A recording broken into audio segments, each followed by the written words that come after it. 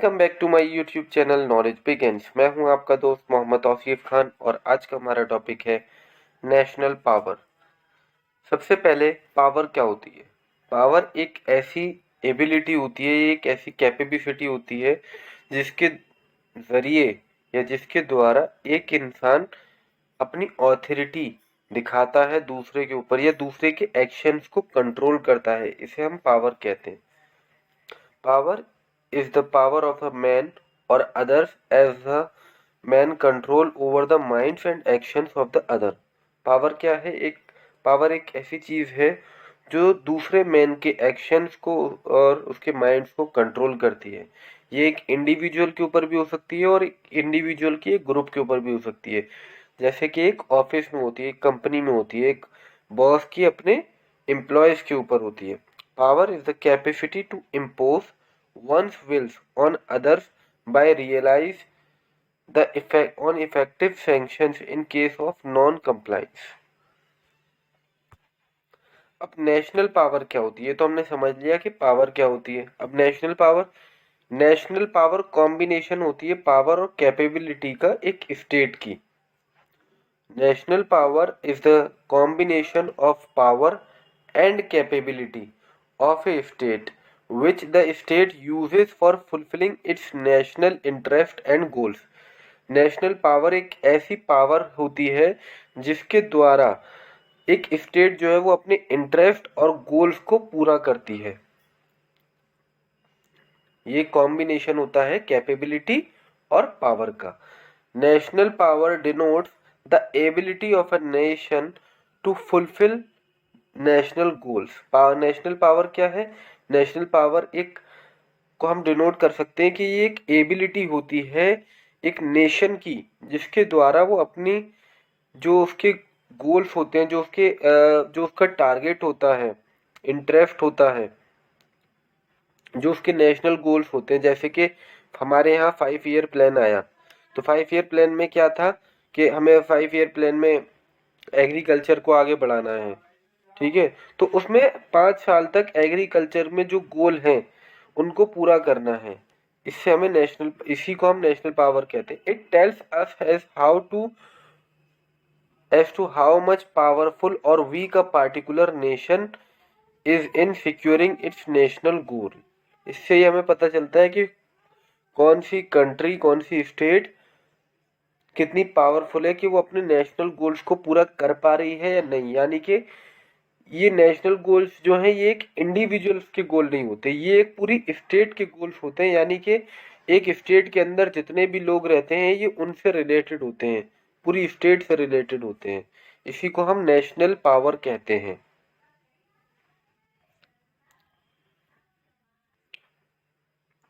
अब बात करते हैं नेचर ऑफ नेशनल पावर कि नेशनल पावर का नेचर कैसा है। तो national power is both as means as well as an end in international relations।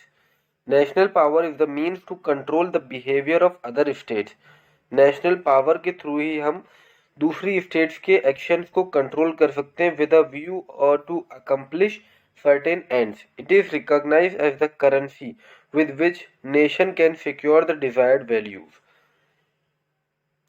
National power जो है वो एक मीन्स भी है और एक इंटरनेशनल रिलेशंस को वो जोड़ती भी है।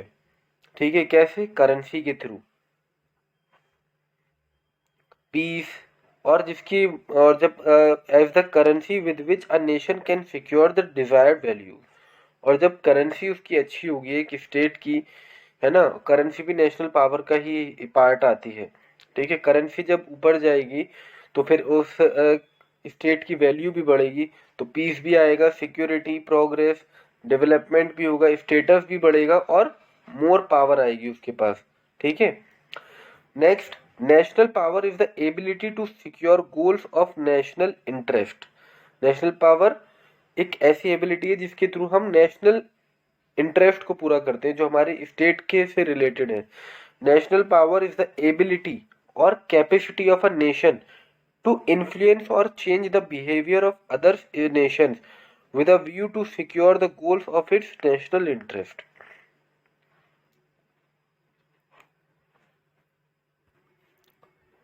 नेक्स्ट पॉइंट है नेशनल पावर इज डायनामिक।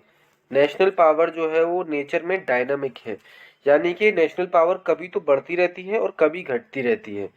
ठीक है, जैसे कि 1962 में वार हुआ था हमारा चाइना के साथ, जिसमें हम अनफॉर्चुनेटली हार गए थे। ठीक है, considerably reduce the national power of India in relation with other Nations.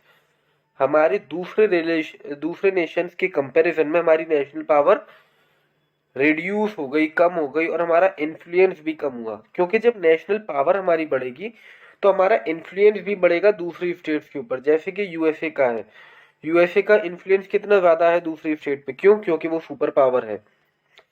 But a reasonable good account. लेकिन जब 1965 और 1970 में वार हुआ पाकिस्तान के साथ, तो उसमें इंडिया को जीत मिली, और उसकी वजह से जो है नेशनल पावर वो बहुत ज़्यादा बढ़ गई और हमारा इन्फ्लुएंस भी बढ़ा।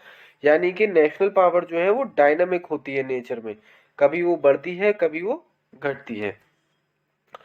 To no two nations have equal national power.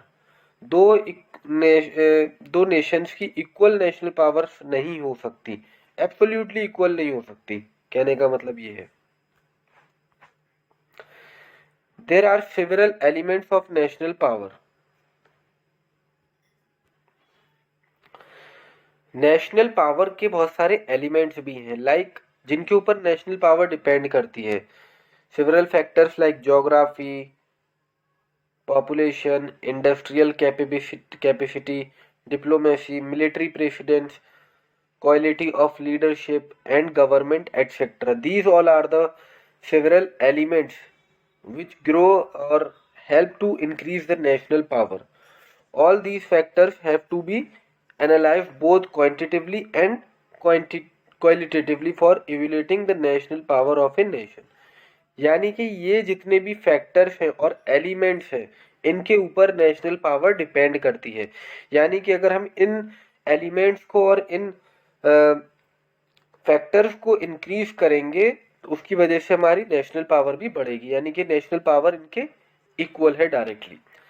Next, actual power and potential power. Actual power is the power which is immediately available.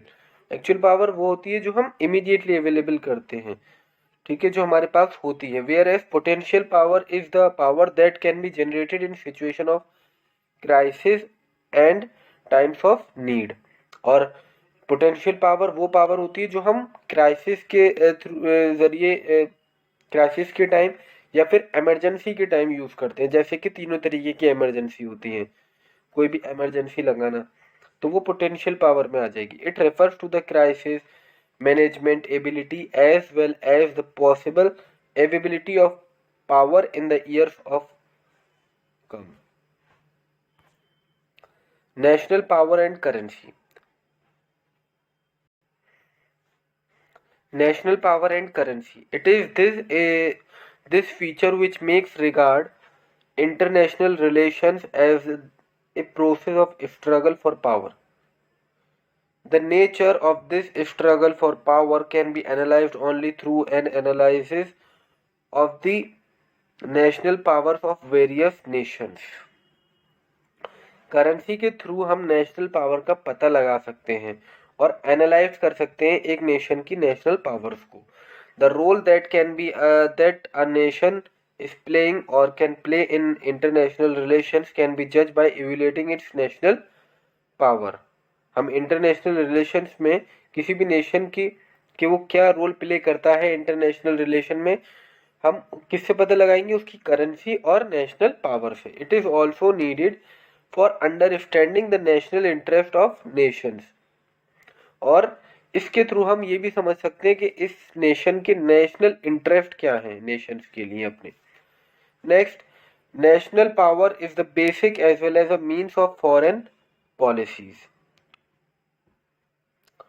National power ये बहुत ज़्यादा बेसिक है फॉरेन पॉलिसी।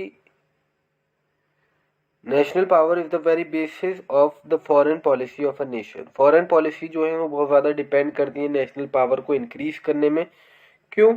क्योंकि जब हमारी फॉरेन पॉलिसीज अच्छी होंगी तो हमारे इंटरनेशनल रिलेशंस भी अच्छे होंगे दूसरी स्टेट्स के साथ।